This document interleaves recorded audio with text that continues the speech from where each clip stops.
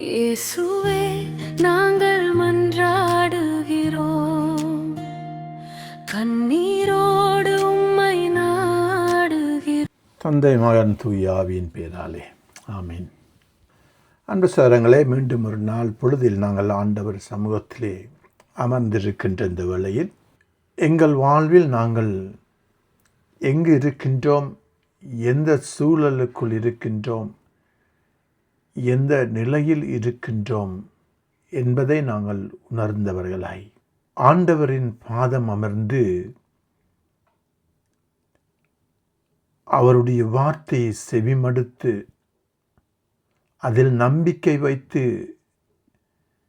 இன்றைய நாளை நாங்கள் ஆரம்பிப்போமானால் எம் வாழ்வுக்கு வல்லமை கிடைக்கும், வழி நடத்துதல் கிடைக்கும், நாம் வாழ்வடைவோம். சகோதரங்களே, எங்கள் வாழ்விலே சில வேளைகளிலே நாங்கள் முகம் கொடுக்கின்ற சூழ்நிலைகள், எங்கள் வாழ்விலே நாங்கள் கடந்து போய் கொண்டிருக்கின்ற பாதைகள், எங்களை சுற்றி இருக்கின்ற போராட்டங்கள், இவை எல்லாவற்றையும் நாம் பார்க்கின்ற பொழுது சில வேளைகளிலே எங்கள் வாழ்விலே இறைவனிடம் இருக்கின்ற நம்பிக்கை அற்று போகும் அளவுக்கு இருக்கும். நம்பிக்கையை நாங்கள் இழந்திருக்கலாம், சோர்வடைந்திருக்கலாம். காரணம், என்னை சுற்றி இருக்கின்ற பிரச்சனைகள் அவ்வளவா இருக்கின்றது. என்னால் மேற்கொள்ளவும் முடியாது, என்னால் அதை எதிர்த்து நிற்கவும் முடியாது, எனக்கு அதற்குரிய பலனும் இல்லை, சக்தி இல்லை, எனக்கு உதவுவார் யாரும் இல்லை. இப்படி பல எண்ணங்களும் சிந்தனைகளும் எங்கள் உள்ளத்தில் ஓடி, இனி எனக்கு வாழ்வில்லை, எனக்கு உதவுவார் யாரும் இல்லை, என் வாழ்வு இவ்வளவுதான், இந்த நோயோடு அல்லது இந்த பிரச்சனைகளோடு, இந்த கஷ்டங்களோடு, இந்த போராட்டங்களோடு என் வாழ்வு முடிவடைய போகின்றது என்று நாங்கள் உள்ளத்தில் ஏக்கத்தோடும் கவலையோடும் கண்ணீரோடும் நாட்களை கழிக்கலாம். சகோதரங்களே, இஸ்ரேல் மக்களும் இந்த நிலையில் இருந்தார்கள். இஸ்ரேல் மக்கள் ஒரு கட்டத்திலே நம்பிக்கை அற்று போய்விட்டார்கள். காரணம், அவர்களுடைய பாவ வாழ்க்கையும் இறை வார்த்தைக்கு செவிமடுக்கும் இதயத்தை அற்றவர்களாயும் இருந்ததினால் அவர்கள் சோர்வடைந்து, அவர்கள் ஆன்மீகத்திலே வறண்டு போய் வாழ்விழந்தவர்களாய் சிதறுண்டு சிதைக்கப்பட்டு எல்லாவற்றையும் இழந்தவர்களாய், ஒன்றும் இல்லாதவர்களாய், உயிரற்றவர்களாய் இருக்கின்ற ஒரு நிலைக்கு தள்ளப்பட்டு விட்டார்கள். இஸ்ரேல் மக்கள் அப்படியாய் உயிரற்றவர்களாய், வாழ்வை இழந்தவர்களாய், இனி ஒன்றுமில்லை, எல்லாம் முடிந்ததென்று கிடந்த அந்த இஸ்ரேல் மக்களை பார்த்து ஆண்டவர் அவருடைய பேரிரக்கத்தை காட்ட விரும்புகின்றார். அவர்களுக்கு மீண்டும் ஒரு வாழ்வு கொடுக்க விரும்புகின்றார். அவருடைய வாழ்வை புதுப்பிக்க விரும்புகின்ற ஆண்டவர் முதலாம் வாசகத்தில் எசேக்கியேல் தீர்க்கதரிசி புத்தகத்திலே எசேக்கியேலை ஆண்டவர் அழைத்து பார்த்து சொல்லுகின்றார். எசேக்கியேல் 37 அதிகாரம் 1 வசனத்தில் இருந்து நாங்கள் பார்த்தோம் என்றால், ஆண்டவரின் ஆற்றல் என் மீது இறங்கியது, அவர் என்னை தம் ஆவியால் தூக்கி கொண்டு போய் பள்ளத்தாக்கின் நடுவில் நிறுத்தினார். அங்கே எலும்புகள் மிகுதியாய் கிடந்தன, அவர் அவற்றை சுற்றி என்னை நடத்தி சென்றார். அந்த பள்ளத்தாக்கின் அடியில் மிக பல எலும்புகள் கிடந்தன, அவை மிகவும் உலர்ந்ததாயிருந்தன. அவர் என்னிடம், மானிடா, இந்த எலும்புகள் உயிர் பெற முடியுமா என்று கேட்டார். நான், தலைவராகிய ஆண்டவரே, உமக்கு தெரியுமே என்று மறுமொழி அளித்தேன். அவர் என்னிடம் உரைத்தது, நீ இந்த எலும்புகளுக்கு இறைவாக்குரை, உலர்ந்த எலும்புகளே, ஆண்டவரின் வாக்கை கேளுங்கள், ஆண்டவரின் வாக்கை கேளுங்கள் என்று சொல். தலைவராகிய ஆண்டவர் இந்த எலும்புகளுக்கு இவ்வாறு கூறுகிறார், நான் உங்களுக்குள் உயிர் மூச்சை புகச் செய்வேன், நீங்கள் உயிர் பெறுவீர்கள், நான் உங்களை நரம்புகளால் தொடுப்பேன், உங்கள் மேல் சதையையும் பரப்புவேன், உங்களை தோளால் மூடுவேன், பின் உங்களுக்குள் உயிர் மூச்சு புக செய்வேன் என்று. ஆகவே எசேக்கியேல் தீர்க்கதரிசிக்கு ஆண்டவர் வெளிப்படுத்தியதை, எதை செய்யும்படியாக கட்டளையிட்டாரோ எசேக்கியேல் அதை செய்கின்றார். அவர் போய் சகோதரங்களே இறைவாக்கை உரைக்கின்றார். ஆகவே அவர் கூறுகிறார், எனக்கு கட்டளையிட்டபடியே இறைவாக்கு உரைத்தேன், நான் இறைவாக்கு உரைக்கையில் உராயின் சத்தம் கேட்டது, ஒவ்வொரு எலும்பும் தனக்குரிய எலும்புகளுடன் சேர்ந்து கொண்டது, நான் பார்க்கையிலேயே அவற்றில் நரம்புகள் ஏற்பட்டது, சதை தோன்றியது, தோல் அவற்றின் மேலும் மூடியது, ஆனால் அவற்றிற்கு உயிர் இருக்கவில்லை. ஆண்டவருடைய வார்த்தையை அவர் எடுத்து கூறுகிற பொழுது உலர்ந்து போய் கிடந்த எலும்புகள் சிதறுண்டு கிடந்தது. ஒரு சரீரத்தில் ஒரு எலும்பு கூடண்டால் சவரங்களே, கை இந்த பக்கம் கிடக்கும், கால் எங்கேயோ கிடக்கும், தலைப்பகுதி எங்கேயோ கிடக்கும், உடலின் பாகங்கள் எங்கெங்கெல்லாம் சிதறுண்டு கிடந்தது. எல்லா எலும்பு கூடுகளும் ஒரு இடத்தில் இருக்க இல்லை, எல்லா இடத்திலும் சிதறுண்டு கிடந்தது. இறை வாக்கை உரைத்த பொழுது அவர் சொல்லுகிறாரு, உராயின் சத்தம் கேட்டது, பார்த்தால் எல்லா எலும்புகளும் அதன் அதன் இடத்துக்கு வந்து அதன் எலும்புகளோடு வந்து இணைந்து கொண்டதா. இணைந்து கொண்ட பொழுது பார்க்கின்றார், நரம்புகள் அதன் மீது ஓடுவதை பார்க்கின்றார். அதன் பின் அதற்கு தசைகள் உருவாதை, சதைகள் உருவாதை பார்த்தார். சதைகள் உருவான பின்பு தோல் அதன் மேல் மூடப்பட்டதை பார்க்கின்றார். ஆனாலும் உயிரற்றதாயின்றது. சரீரம் வந்துவிட்டது, ஒரு சரீரம் உருவாக்கப்பட்டாச்சு. சரீரம் எலும்புகள் எல்லாம் ஒன்றாய் சேர்த்து மீண்டும் ஒரு சரீரமாய் ஏற்படுத்தியாச்சு. ஆனால் உயிர் இருக்கவில்லை. இப்பொழுது ஆண்டவர் சொல்லுகிறாரு, இப்பொழுது நீ இறைவாக்குரை, இப்பொழுது நீ அவர்களுக்கு இறைவாக்குரை. எனவே ஆண்டவர் கட்டளையிட்டவாறு இறைவாக்கு உரைத்தேன், உடனே அவர்களுக்குள் உயிர் மூச்சு புகுந்தது, அவர்கள் உயிர் பெற்று காலூன்றி மாபெரும் படைத்திரளாய் நின்றார்கள். 4 காற்றுகளில் வந்து உயிர் மூச்சே வா, நீ வந்து கொலையுண்ட இவர்களுள் புகு, அப்பொழுது இவர்கள் உயிர் பெறுவார் என்று அதை உரைத்த பொழுது அவர்கள் உயிர் பெற்றார்கள். அன்பு சகோதரனே சகோதரியே, இதன் மூலம் ஆண்டவர் என்ன செய்தியை எங்களுக்கு சொல்லுகிறார்? இஸ்ரேல் மக்கள் எப்படி சிதறுண்டு உயிரற்றவர்களாய் அழிந்து எல்லா இடங்களிலும் பரவி அவர்கள் சிதறுண்டு போனவர்களை ஆண்டவர் மீண்டும் சேர்த்து அந்த உலர்ந்த எலும்பு போல கிடந்த அவர்களுக்கு ஆண்டவர் மீண்டும் வாழ்வு கொடுக்கின்றார். எல்லாம் முடிந்தது என்று நினைத்திருந்தார்கள், எல்லாம் முடிந்தது, இனி எமக்கு வாழ்வில்லை என்று இருந்தவர்களுக்கு வாழ்வு கிடைக்கின்றது. இன்று எங்களுடைய வாழ்க்கையிலும் நாங்களும் பல சந்தர்ப்பங்கள் சூழலே எங்களுக்கு எல்லாம் முடிந்தது, இனி வாழ்வில்லை, இனி நாங்கள் வாழ்வதில்லை, அர்த்தமில்லை என்று நாங்கள் நினைத்திருக்கலாம். சோதரே, எங்கு நாங்கள் முடிந்ததென்று நினைக்கின்றோமோ ஆண்டவர் அங்குதான் ஆரம்பிப்பார். சோதனை சகோதரியே, எப்பொழுது எங்களால் முடியாதென்று நாங்கள் சோர்வடைந்து போகிறோமோ அங்குதான் ஆண்டவர் செயல்பட ஆரம்பிப்பார். நாங்கள் எப்பொழுதும் பலத்தோடும் அறிவோடும் திடனோடும் ஆற்றலோடும் இருக்கின்ற போது ஆண்டவர் செயல்படுவதில்லை. நான் செயல்பட்டால் நாங்கள் ஆண்டவர் இதை செய்தார் என்று நாங்கள் அவரை மகிமைப்படுத்த மாட்டோம். எப்பொழுது நாங்கள் சோர்வடைந்து இல்லை, இது எங்களால் முடியாது, இது என்னால் முடியாது, இதால் என்னால் செய்யக்கூடியது அல்ல என்று நான் எப்பொழுது அந்த தீர்மானத்துக்கு வருகின்றேனோ அங்கு ஆண்டவர் செயல்பட ஆரம்பிப்பார். அப்பொழுது என் வாழ்வில் நடக்கின்ற வல்ல செயலை பார்த்து நான் ஆண்டவரை போற்றுவேன். ஏனென்றால் இது ஆண்டவர் ஒருவரினால் தான் ஆகும் என்று, ஆண்டவர் தான் எனக்கு இதை செய்தார் என்று நான் உணர்ந்து கொள்ளுவேன் சொல்லுங்களேன். ஆகவே இப்படியாய் வாழ்வு கொடுத்த ஆண்டவர் நற்செய்தியிலே சொல்லுகின்றார், அன்பை பற்றி பேசுகின்றார். நற்செய்தியிலே அன்பை பற்றி எடுத்து சொல்லுகின்றார். பாருங்க, பரிசேயர் கூட்டம் வந்து சதுசேயர் வந்து ஆண்டவரிடம் தந்திரமாய் கேள்வி கேட்க ஆண்டவர் அவர்களை வாயை அடைத்து விட்டார்.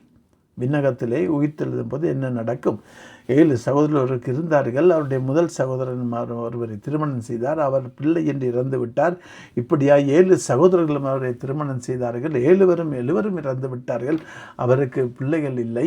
ஆனால் உயிர்த்தெழுதலின் போது இவர் யாருக்கு மனைவியாக இருப்பார் என்ற கேள்வி ஆண்டவரிடம் கேட்க ஆண்டவர் அவர்களுக்கு வாய் அடைத்து போகும்படியாய் பதில் கொடுத்து அவர்கள் வாயை அடைத்தார் ஆண்டவர். இதை கேட்டு கேள்விப்பட்ட பரிசேய கூட்டம் ஆண்டவரிடம் வருகின்றது. ஆண்டவரிடம் வந்து அதிலே மறைநூல் அறிஞர், சட்ட வல்லுனர் வந்து ஆண்டவரிடம் கேட்கின்றார். என்ன கேட்கின்றார்? திருச்சட்ட நூலில் தலை சிறந்த கட்டளை எது என்று கேட்டார். அதற்கு ஆண்டவர் சொல்லுகிறார், அவர் உன் முழு இதயத்தோடும் முழு உள்ளத்தோடும் முழு மனத்தோடும் ஆண்டவருடைய கடவுளிடம் அன்பு செலுத்து. இதுவே தலை சிறந்த முதன்மையான கட்டளை. உன் மீது அன்பு கூறுவது போல உனக்கு அடுத்திருப்பவர் மீது அன்பு கூறுவாயாக என்பது 2வது கட்டளை. இந்த 2 கட்டளையும் மிக முக்கியமானது சகோதரர்களே. ஆகவே ஆண்டவர் 10 கட்டளையில் மிச்சம் எல்லாத்தையும் ஒதுக்கிட்டாரா? இல்லை. இந்த 2 கட்டளையிலும் இது எல்லாமே அடங்கி இருக்கின்றது. கடவுளை நாங்கள் முழு உள்ளத்தோடும் மனதோடும் பலத்தோடும் அன்பு செய்ய வேண்டும். அதே போன்று நாங்கள் மற்றவர்களை நான் என் மீது அன்பு கூறுவது போல மற்றவர்கள் மீதும் அன்பு கூற வேண்டும். ஆகவே நான் இறைவன் எனக்கு வாழ்வை கொடுத்திருக்கின்றார், அவருடைய மகிமை என்னில் வெளிப்பட வேண்டும் என்றால் அவருடைய அன்பினாலே நிறைக்கப்பட்ட அன்பினாலே நான் ஆட்கொள்ளப்பட்ட எனது வாழ்வு மற்றவர்களுக்காக அர்ப்பணிக்கின்ற வாழ்வாக இருக்க வேண்டும். மற்றவர்களுக்காக நான் வாழுகின்ற பொழுது நான் என் மீது எவ்வளவு அக்கறையாக இருக்கின்றேனோ, என் மீது நான் எவ்வளவு கவனமாக இருக்கின்றேனோ, என்னை இற்று நான் எவ்வளவு கவலையோடு இருக்கின்றேனோ, என்னை இற்று நான் எனக்கு எதெல்லாம் வேணுமென்று என்னை நான் எப்படி வைத்துக்கொள்ள வேண்டும் என்றெல்லாம் எனக்கு எதெல்லாம் அவசியம், நான் எப்படியெல்லாம் இருக்க வேண்டும் என்று நான் நினைக்கின்றேனோ, அதே போன்று சகோதரியே, அதே போன்று நான் மற்றவர்களையும் நான் என்னை நேசிப்பது போல மற்றவர்களை நேசிக்க வேண்டும். மற்றவர்களை அன்பு செய்ய வேண்டும்.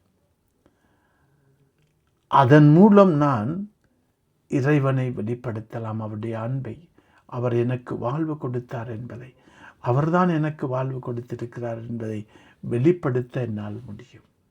அந்த அன்பின் வெளிப்பாடு எதென்றால், நான் வாழ்வுடையவன், நான் என் ஆண்டவர் எனக்கு இந்த வாழ்வை தந்திருக்கிறார், ஆண்டவர் எனக்கு இந்த தகுதியை தந்தார் சகோதரனே, ஏதோ உனக்கும் நான் உதவி செய்கிறேன், ஆண்டவர் எனக்கு இதோ ஆசீர்வாதத்தை தந்திருக்கிறார் சகோதரனே, இதோ நீயும் இதை பெற்றுக்கொள்ளு.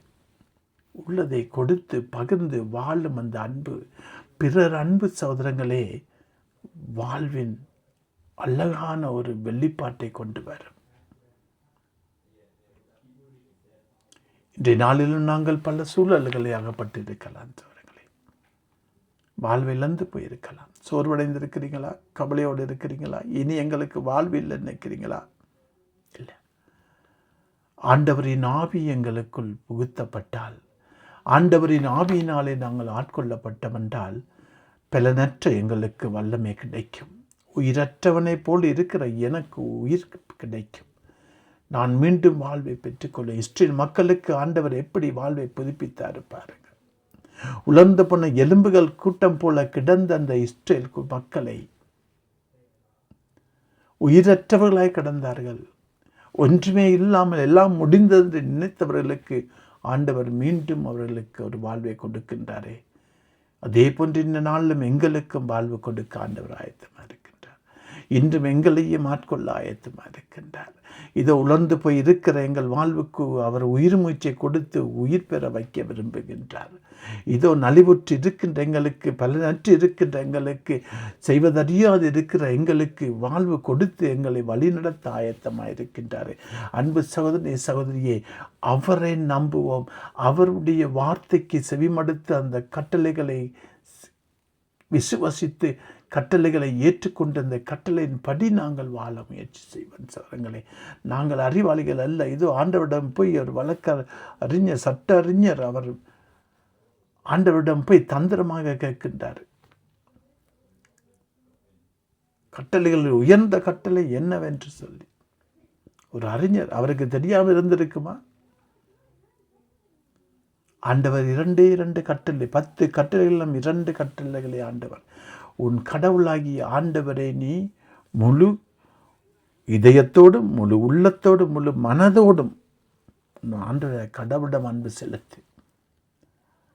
ஆண்டவரிடம் நான் எப்படி அன்பு செலுத்தினேன்? நான் முழு மனதோடும் என் பலத்தோடும் என் முழுமையாய் என் ஆண்டவர் மீது அன்பு கொண்டவளாக இருக்கிறோமா? அவர் மீது நாங்கள் அன்பு கொண்டோம் என்றால் சகோதரங்களே, அந்த அன்பினாலே நிரப்பப்பட்டிருக்கிற நான், அந்த அன்பு எனக்குள்ளே வழிந்து வரும் அந்த அன்பை பெற்ற நான் மற்றவர்களையும் நான் அதே போன்று அன்பு செய்ய ஆயத்தமாவேன். ஆகவே இன்றைய நாளிலும் சகோதரியே, உலர்ந்து போன எலும்புகளாய் கூட்டமாய் இருந்த இஸ்ரேல் மக்களை மீண்டும் நிலைநிறுத்திய ஆண்டவர் இன்றைய நாளில் எங்களையும் என்னையும் என் வீட்டாரையும் குடும்பங்களையும் உறவுகளையும் எங்கள் சமூகத்தை ஆண்டவர் மீண்டும் நிலைநிறுத்த ஆயத்தமாக இருக்கின்றார். அவருடைய வார்த்தையை நாங்கள் செவிமடுக்கின்ற பொழுது உலர்ந்து போன எங்கள் எலும்புகள் மீண்டும் வல்லமையை பெறும் சவரங்களே. வாழ்விழந்திருக்கிற எங்களுக்கு வாழ்வு கிடைக்கும்.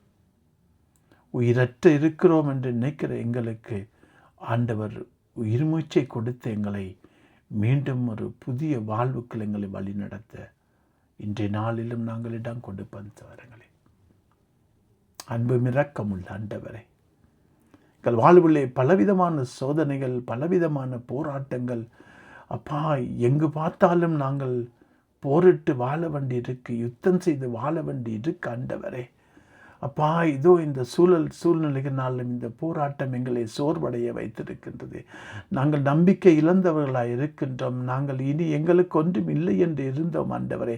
இதோ இன்றைய நாளில் உங்களுடைய வார்த்தையின் படி ஆண்டவரே, இஸ்ரேல் மக்களுக்கு வாழ்வு கொடுத்த நீங்கள் இன்று எங்களுக்கும் ஆண்டவரே, இதோ உங்களுடைய உயிர் மூச்சை எங்களுக்குள் புகுத்தி எங்களுக்கு மீண்டும் உயிர் பெற்று நாங்கள் நிமிர்ந்து நிற்க, உமக்கு சாட்சிகளாய் நிற்க எங்களை மீண்டும் ஒரு தடவை அப்பா வாழ்வு கொடுத்து எழுப்புகின்ற இன்றைய நாளுக்காக நன்றி ஆண்டவரே. அப்பா இன்றைய நாளிலும் ஆண்டவரே, நாங்கள் எங்கு இருக்கிறோமோ, எங்கு தொலைந்து போய் இருக்கிறோமோ, எங்கு நாங்கள் எல்லாம் முடிந்து இருக்கிறோமோ, அந்த இடத்திலிருந்து நீங்கள் ஒரு புதிய வாழ்வை எங்களுக்கு ஆரம்பிக்கின்றீங்க. நாங்கள் முழுமையாக நம்புகிறோம் ஆண்டவரே. எம்மை முழுமையாக எப்போ கொடுக்கின்றோம். இதை வார்த்தையை செவிமடுக்கின்ற ஒவ்வொருவரையும் ஆண்டவரே, ஒவ்வொரு குடும்பங்களையும் சமூகத்தை கொண்டு வருகிறேன்.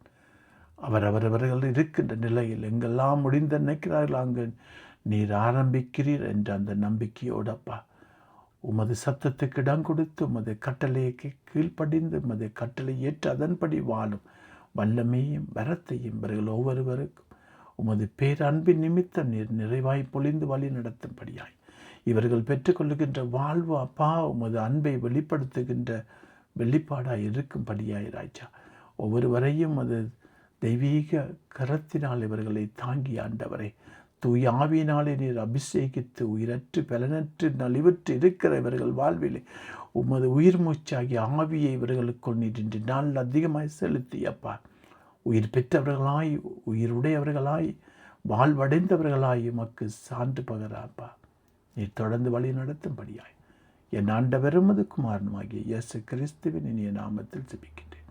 தூய பரமபிதாவே, ஆமேன், ஆமேன்.